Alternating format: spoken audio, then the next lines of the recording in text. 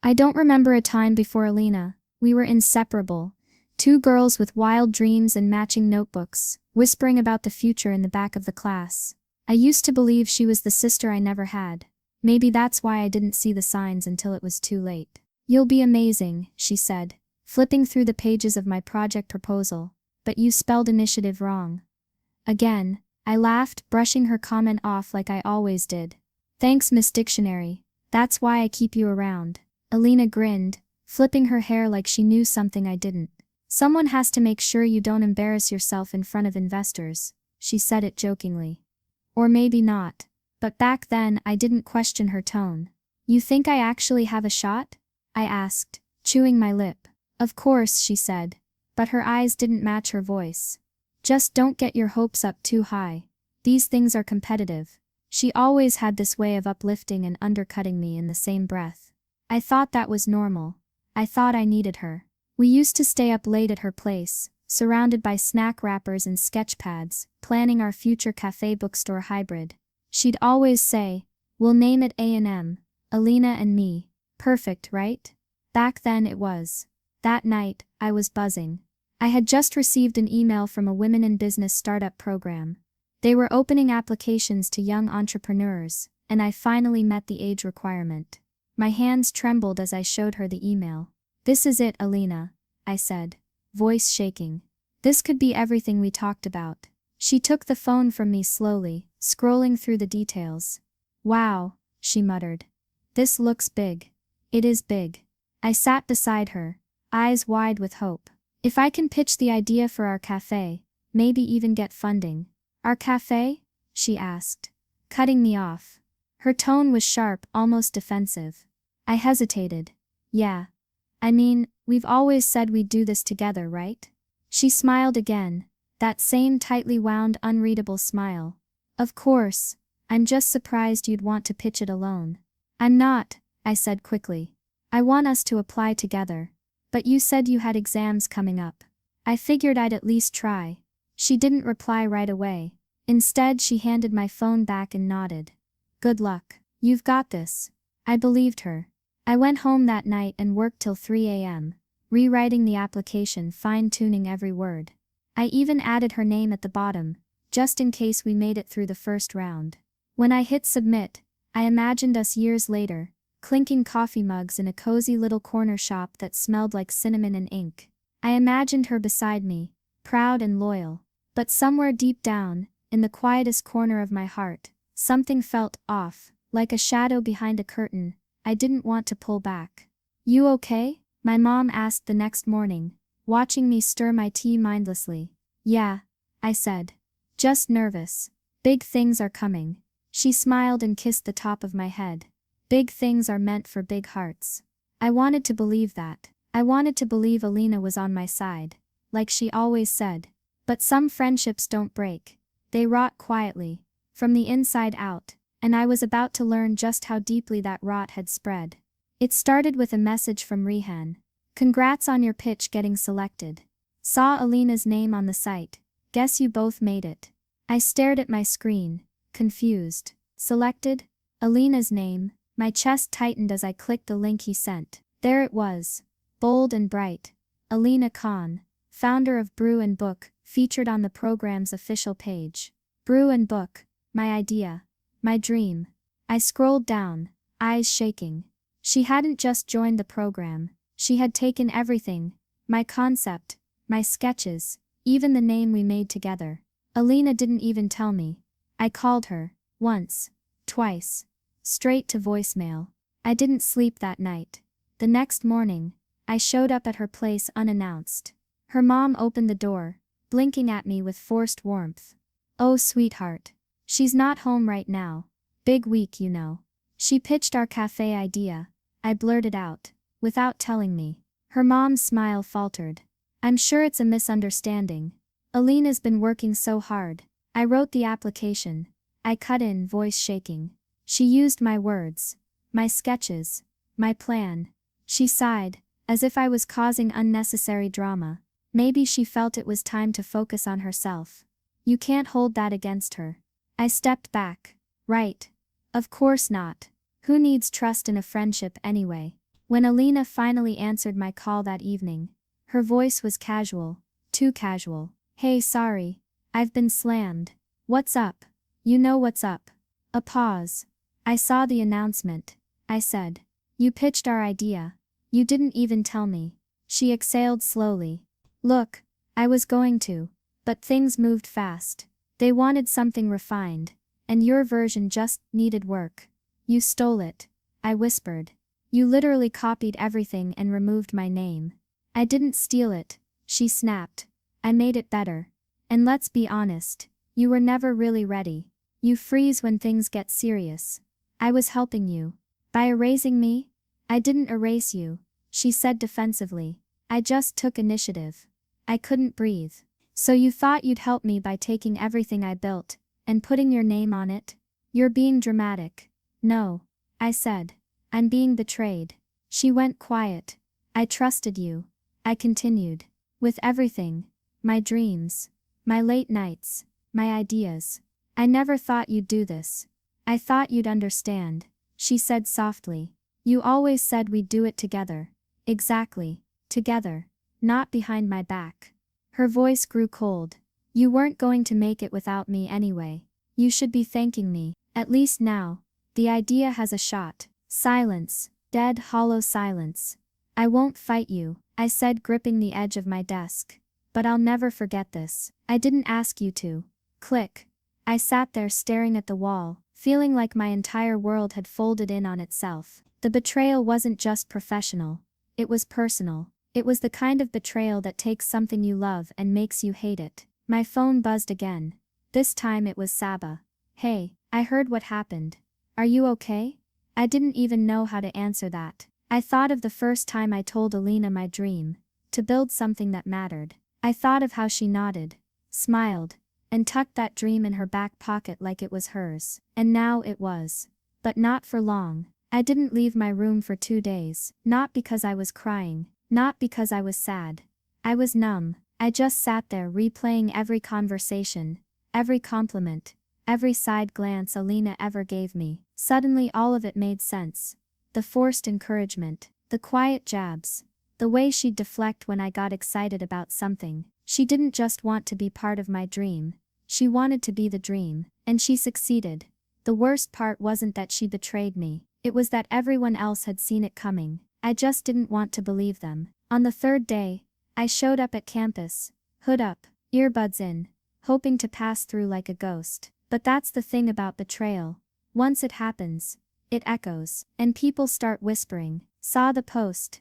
Rough. She always was kind of shady. I mean, everyone knew Alina was like that. Everyone. I stopped in front of my locker, letting the words sink in like acid. Mrs. Khan, our marketing professor, was walking down the hall when she noticed me. Hey, she said gently. Mind if I steal you for a second? I nodded and followed her into her office. She closed the door behind us. I heard about the startup program. I bit the inside of my cheek.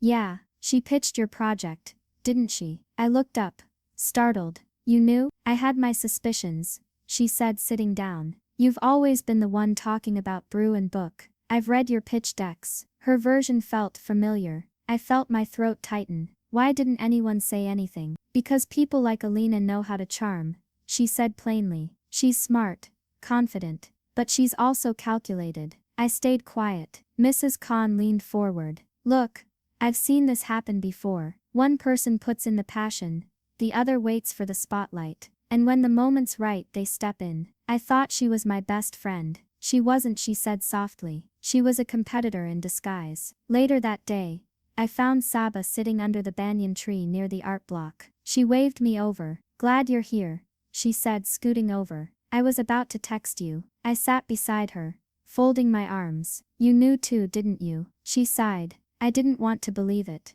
But, yeah, you could have warned me. I tried, she said, brushing hair out of her face. Remember last semester, when she accidentally deleted your poster designs from the shared drive? Yeah, I murmured. And when she told the teacher you weren't feeling well so she could present solo? My chest sank deeper. She's been playing this game for a while, Saba said. I just didn't want to get in between you two. You should have, I said quietly. I know, she whispered. I'm sorry. That evening, I found myself staring at the group photo on my bulletin board. Me, Alina, Saba, and a few others at the summer camp where we swore we'd stay friends forever. I pulled it down slowly. I didn't tear it. I just put it in a drawer. She didn't deserve the drama. She didn't deserve the space. The next day, I passed by a few mutuals from our department. They gave me that look, that mixture of sympathy and we knew this would happen. I overheard someone say, honestly, I thought she'd figure it out sooner,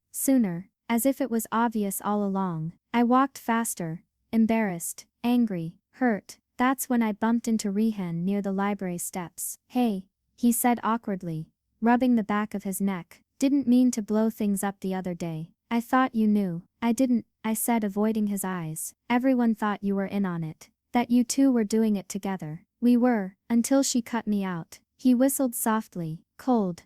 Yeah. He looked at me for a second, then said, you know? She asked me to endorse her pitch on LinkedIn. I blinked. You're kidding. She said we worked on some early brand ideas together. My stomach turned. Did you?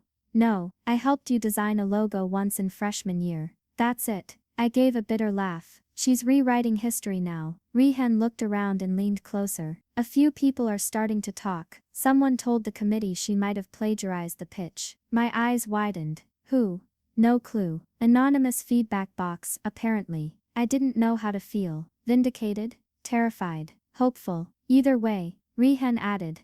People are starting to see through the shine. I went home that night and opened the application folder on my laptop. There it was. The original pitch. My notes. My voice. Every word she polished was mine first. And suddenly I wasn't numb anymore. I was angry. But not the kind of angry that lashes out. The kind of angry that builds. The next morning, I walked into the media lab and printed out a flyer. It wasn't dramatic. No bold accusations. No revenge post. Just a quiet truth. Brew and book. A vision that was stolen. Under it, a quote from my original pitch. A place where ideas brew and stories are poured like coffee. And below that, written and submitted by my name. March 11th. I didn't sign it. I just pinned it to the community board. Then I walked away. Within a day, whispers turned into questions. By the end of the week, the startup committee sent me an email. We would like to invite you for a clarification meeting regarding the originality of the submitted pitch material. Alina must have found out, because that night, she texted me. Alina, what the hell did you do? I didn't respond. Alina, you're ruining everything. Just stop. Still no reply. She called me 3 times. On the 4th try I answered. I'm not ruining anything, I said calmly. I'm correcting it. You think dragging my name through the mud will fix anything? I think telling the truth will. She scoffed. You can't prove anything. I don't need to. The dates do it for me. Her breathing turned shallow. You don't want to do this. You already did. I whispered. I'm just finishing what you started. She hung up. I stared at my reflection in the dark window, feeling something shift inside me. I didn't feel weak anymore. I felt ready. The thing about rock bottom is, it's quiet. No screaming. No dramatic breakdown. Just silence. The kind that stretches between your ribs and makes your chest ache. After that call with Alina, I didn't feel victorious. I felt hollow. Like all the fight had left my body and only the shell remained. I thought standing up for myself would feel like a battle cry. But instead it felt like collapsing on a bathroom floor with the fan humming above my head and my phone blinking unanswered texts. Saba texted. Hey, you okay? People are saying things. Want to talk? I stared at the message. Typed. Yeah. I'm fine. Deleted it. Typed. I don't know. Deleted that too. I turned off my phone. The next 3 days blurred. I stopped brushing my hair. I stopped checking the news. I didn't go to class. I didn't log into anything. I just existed. A ghost with unwashed clothes and a pillow that smelled like last week. My mom knocked on the door gently one night. Beta, she said. You didn't eat dinner. I'm not hungry. You've said that for 3 days. I'll eat later. She opened the door slowly and came in, holding a small plate of rice and lentils. Eat just a little, she said. You can be sad, but not starving. I sat up and took the plate. The warmth made my fingers sting. Was she your only friend? Mom asked gently. She was supposed to be my best friend. I whispered. Mom sighed and sat beside me. Best friends don't break your spirit. I feel like I'm the one who failed, I said, picking at my food. Like maybe I wasn't enough. Maybe that's why she did it. No, she said firmly. She did it because she thought she could get away with it. Not because you weren't enough. I rested my head on her shoulder and said nothing. That night, I cried quietly into my pillow. Not out of sadness, but exhaustion. I woke up the next morning and opened a blank page on my laptop. The blinking cursor felt like a challenge, and I started writing, not for anyone else, just for me. I wrote about the silence, about the betrayal, about the way Alina smiled when she lied. I wrote about the kind of pain that doesn't scream but simmers, and once I started I couldn't stop. A week later, I went back to campus. No one said anything to my face, but the whispers were louder now. Did you hear? She didn't even deny it. She's losing sponsorship. I always knew Alina was fake, but I didn't react. I was learning something important. Some wars are won in silence. Saba found me in the library, later that afternoon. You're alive, she said, dropping her bag beside mine. Barely, I said, cracking a tired smile. She handed me a coffee. You look like a ghost. Thanks, that's what I was going for. Listen, she said, growing serious. I'm proud of you. For what? Falling apart. No, for putting yourself back together without anyone watching. I stared at her. Most people just break and pretend it didn't happen, she said. You're facing it. I'm surviving it. I whispered. Same thing. Later that night, I opened my journal again. I wrote down everything I had left unsaid for years. The resentment, the self-doubt, the way I let people walk over me, because I thought being nice meant being silent. But not anymore. I wrote for hours, until my fingers ached and my eyes stung. Then I flipped back to the front page, and scribbled a new title. Chapter 1. The day I lost her, and found myself. I started walking more, not because I wanted to see people, but because I needed to move. I'd put in my earbuds and just go, past the classrooms, through the cracked basketball court, near the garden where they held summer plays. One evening, I saw Alina from a distance, sitting alone near the old fountain. For a moment I just stood there, watching her. She looked smaller somehow. I expected to feel rage, spite, vindication, but I didn't. I felt nothing, and that was powerful, because it meant she no longer had a hold on me. I went home and opened a new tab on my laptop. Search bar, startup grants for solo women founders. I wasn't sure what I was looking for, but I knew I was done waiting for someone else to carry my dreams. A few days later, I received an email. Subject: You've been shortlisted for the Bright Spark Entrepreneur Program. I blinked, reread it 3 times. My hand covered my mouth as tears welled up. I had applied 3 weeks ago, quietly, secretly, on a late night after journaling. No one knew, not even Saba. I didn't tell her right away either. I kept the joy to myself for just one more night. My joy, my win. The next day I showed her the email on my phone. She screamed, literally screamed. People turned. Are you kidding me? She shouted. This is insane. I grinned. You're drawing attention. You should draw attention. This is amazing. You did this. Yeah, I said softly. I did. That weekend I bought a fresh notebook. White cover, gold spiral, no stickers, clean slate. Page 1. Vision for Poor Truth Cafe. Not brew and book. Not our dream. Just mine. I scribbled the words fast, like they were trying to escape me. A cafe with open mic nights, therapy-led journaling hours, coffee and closure. For people like me, people who were building something after being broken. That night, I walked into my room, sat down, and whispered to myself, she took everything I built. I paused, smiled, but I learned to build better. There's something terrifying about being underestimated, and something strangely satisfying, when people don't see you coming, until it's too late. After the Bright Spark email, I stopped hoping for things to go back to how they were. That girl was gone, the one who smiled through discomfort, who ignored red flags, who believed loyalty meant silence. Now, I was someone else, and I had a plan. Saba called it my villain arc. I called it survival. We sat on the rooftop cafe one Friday evening, my laptop open, her fries disappearing fast. So this new pitch, she said, mouth full. What's the vibe? It's personal, I said, scrolling through my Notion page. Not just a coffee shop. It's a safe space for people who've been through emotional burnout, friend betrayals, relationship messes, so trauma but with espresso. Basically. She grinned. Sounds like my kind of place. I turned the screen to show her the draft slogan. Poor truth. Where Stories Heal Over Coffee. She read it twice, then nodded.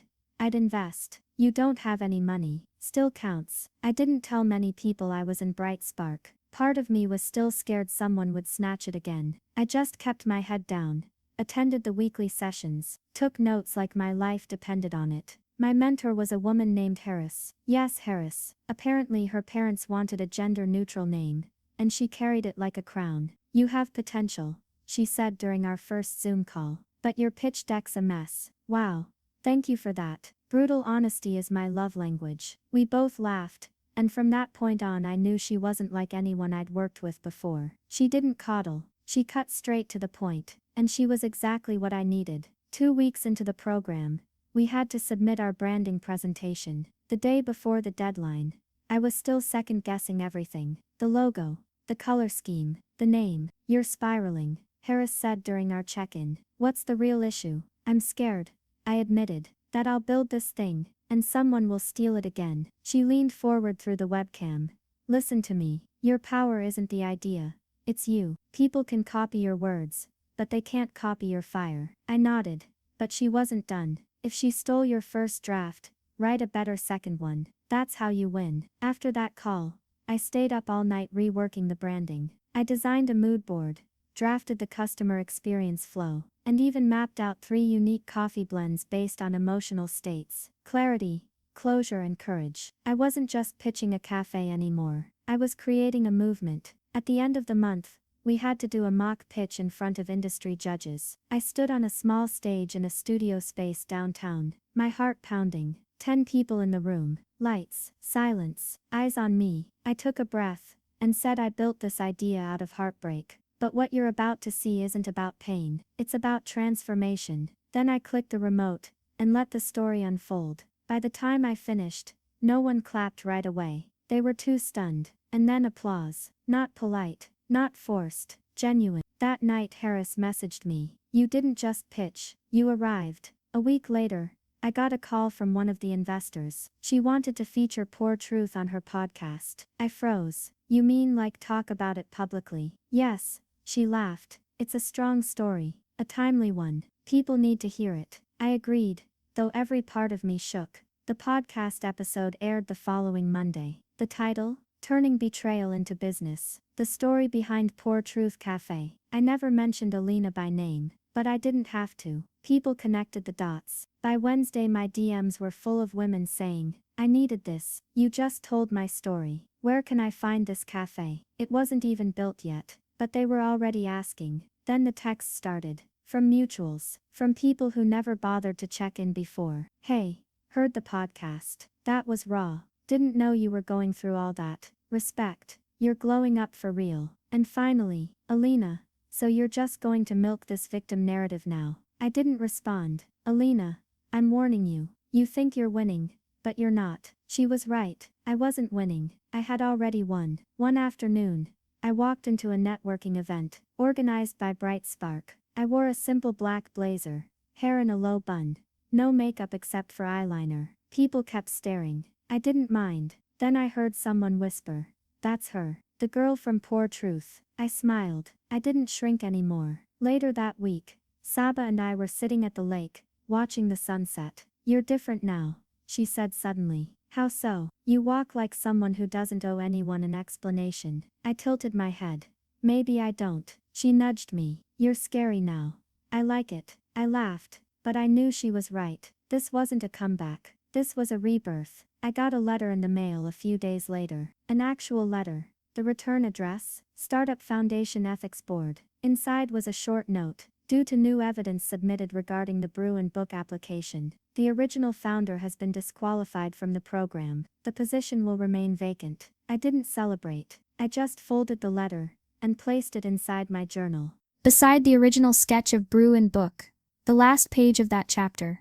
People think revenge is loud, screaming, exposing, burning bridges. But real revenge, it's silent, it's success, and when it lands, it doesn't need a mic. It echoes. Regret has a smell. It's not like sadness or guilt. It's subtler, quieter, like perfume worn too late. I first smelled it when I saw Lena again, face to face for the first time since the fallout. It was at an alumni panel hosted on campus. Bright Spark had asked me to speak as an upcoming founder. I almost said no. But Harris insisted. "Let them see who you've become," she said. Let her see. So I walked into the auditorium in a beige wrap blazer, my hair in waves, and my laptop tucked under one arm. I didn't come to fight. I came to speak. The event was packed. I spotted her immediately. Center row, navy blouse, face blank. Alina. She didn't look smug anymore. She looked uncertain. That was new. I didn't flinch. When they handed me the mic, I exhaled and smiled. 3 months ago I almost gave up on everything. I began. Not because I wasn't capable, but because someone I trusted taught me how painful ambition can be when it's weaponized. A quiet ripple went through the room. I won't name names. I don't need to. But what I built came from pain. Real blistering pain. And what you're seeing today is what happens when someone decides not to stay broken. The applause was soft but honest. And Alina? She wouldn't meet my eyes. After the panel, a group of students came up to me. "You were so real. Can we follow you on LinkedIn?" Your story, it hit me. And then, "Excuse me." Her voice. Alina stood beside the table, looking unsure. The mask was gone. "Can we talk?" I turned to the others. "Give us a minute?" They nodded and scattered. We walked a few steps away, near the auditorium exit. "Look," she started. "I know I messed up." I didn't say anything. She looked down at her hands. I panicked. "Okay? When you told me about the program, I thought you'd get it, and I'd be stuck behind. Like always." I raised an eyebrow. "Like always. You were always the idea person," she said bitterly. "The one people liked more. I was just the friend." My chest tightened. "So you stole my dream to feel seen?" She flinched. "I didn't mean to hurt you. You didn't mean to help me either," I said. "That's the difference." She swallowed. "I've been dropped from everything. Sponsorships, panels. People won't even reply to my emails. That's what happens when you build on lies." She looked at me then, truly looked. "I thought you'd be angrier." I was, I admitted. "But now? I don't need to be." She blinked. "So, what now?" I shrugged. "I heal. You reflect. Life moves on." I turned to leave. She grabbed my wrist gently. "Can we fix this?" I stared at her hand. Then at her. "You burned the bridge, Alina. I just learned how to swim."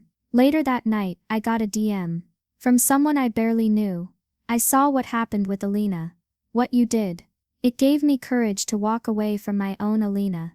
Thank you." These messages kept coming. I wasn't just building a business. I was building something that mattered. Something real.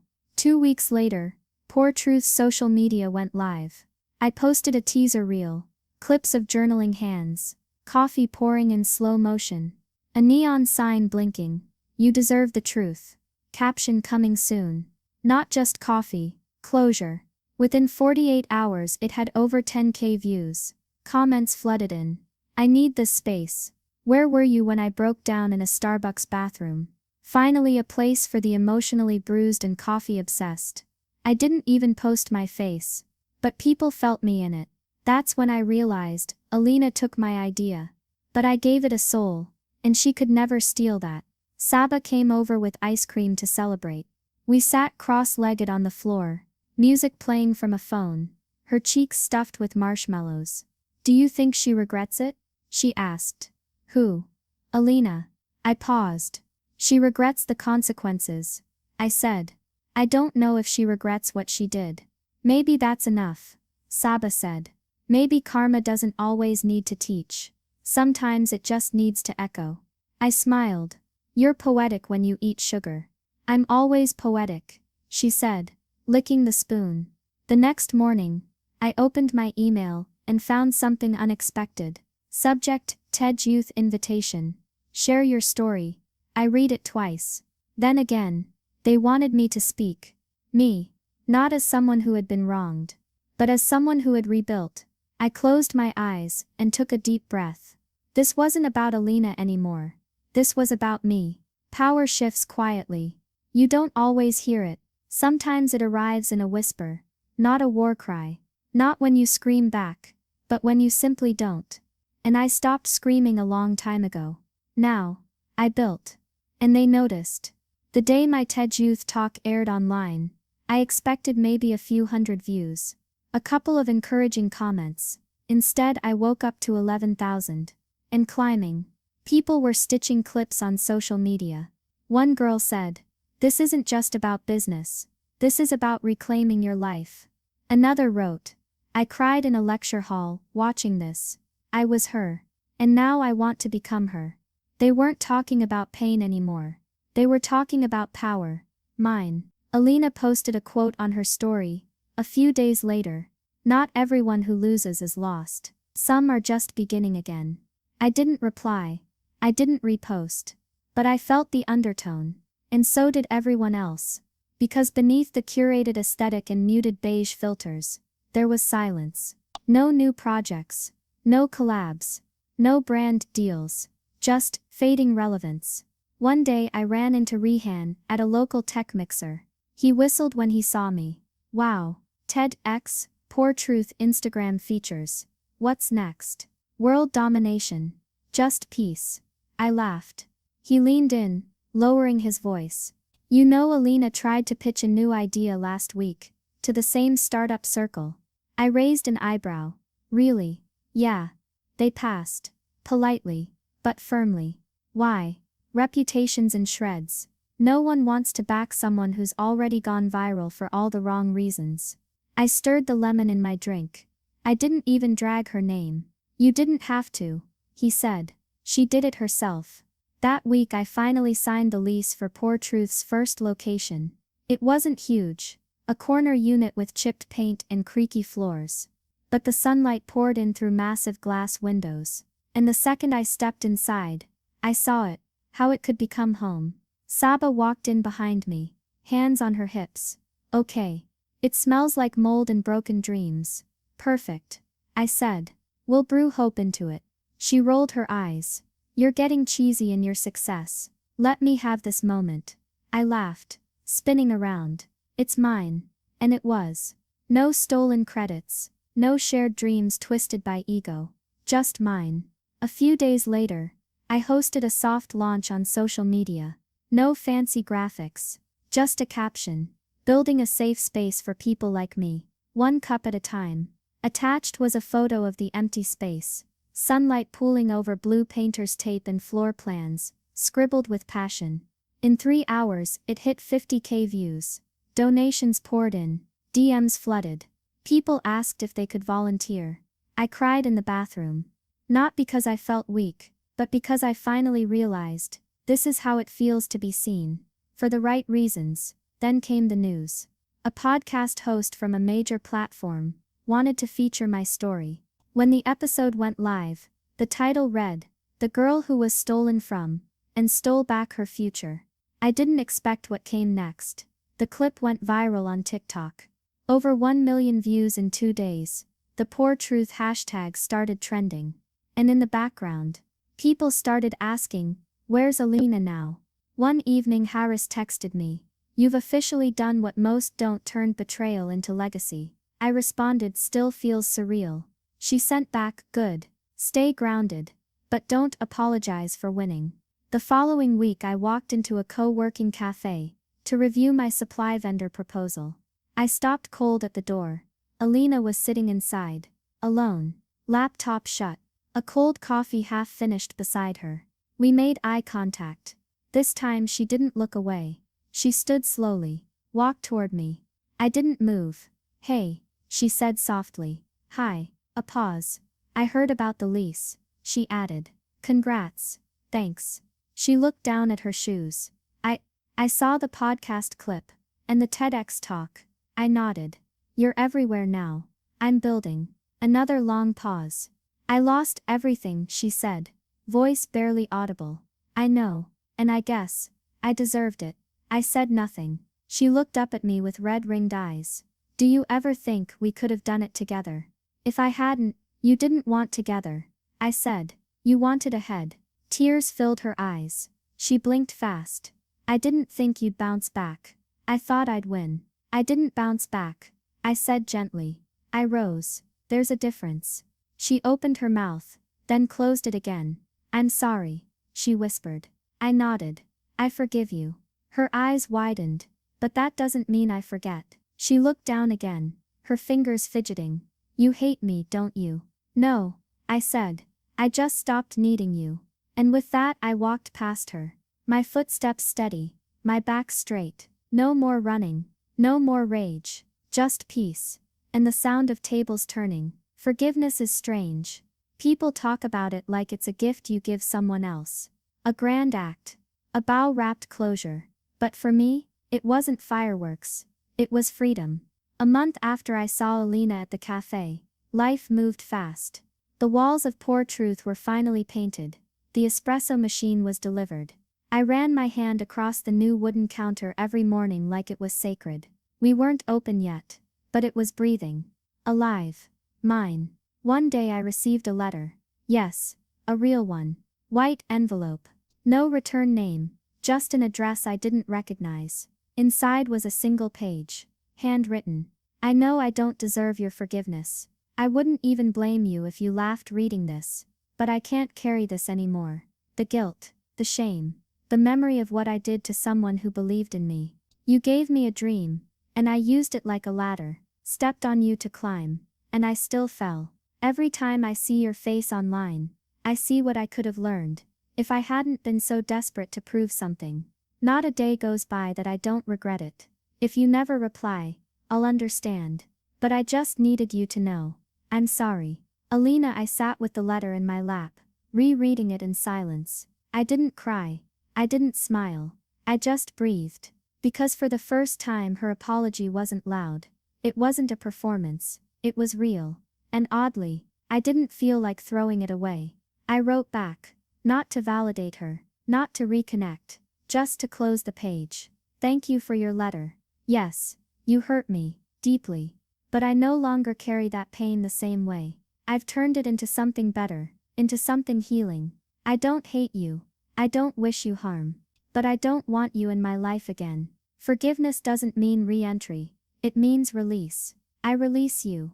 Me. Saba read it, and gave a low whistle. Dang, that's poetic and brutal. It's just the truth. She looked at me. You feel lighter now, don't you? I do. And I meant it. I didn't forgive Alina because she earned it. I forgave her because I deserved peace. The night before Poor Truth's soft opening, I stayed late in the shop, pacing between tables, wiping invisible dust from the windows. The soft glow of hanging lanterns. The faint hum of jazz from the corner speaker. Everything was perfect. And then something shifted. Not in the room. In me. I stood in front of the mirror in the restroom, stared at myself. And I saw her. The girl who once cried into her pillow, because her best friend stole her dream. The girl who blamed herself for not being enough. The girl who stayed quiet to keep the peace.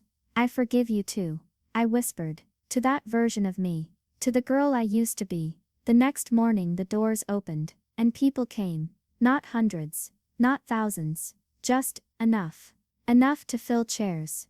Enough to write letters. Enough to say, this is what I needed. One woman came up to me with tears in her eyes. She held my hand and said, you made a space where I feel seen.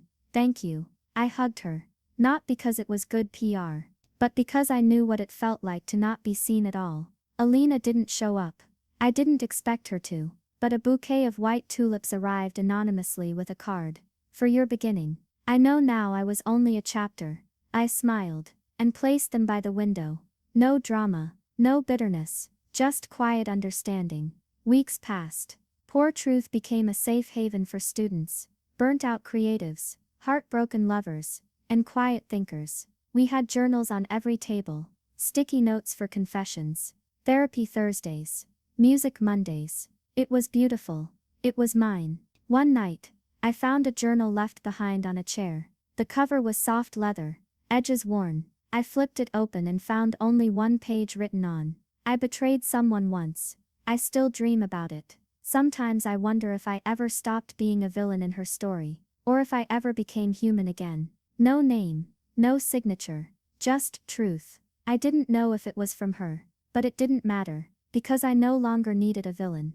I had written my own ending, and it wasn't about her anymore. There's a moment just before something begins, where the world holds its breath.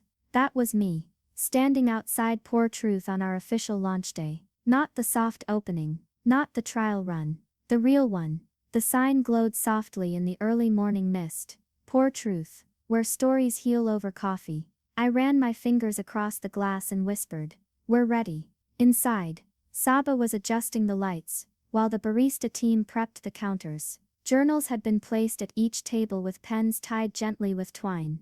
The wall behind the espresso machine held hundreds of pinned letters and notes from strangers. Some wrote confessions. Some wrote dreams. Some just said thank you. I never planned for this to be more than a cafe, but it had become something else. A mirror, a sanctuary, a movement. At 9 a.m. sharp, the line outside started moving. One by one, people entered, curious, quiet, kind. There was a woman who ordered a clarity latte and asked if she could write a letter to her ex-fiancé. There was a student who stayed for 5 hours, head in hands, journal open. There was a teenage girl who sat in the corner crying softly, and when I asked if she wanted anything, she said, "I just needed to know places like this exist."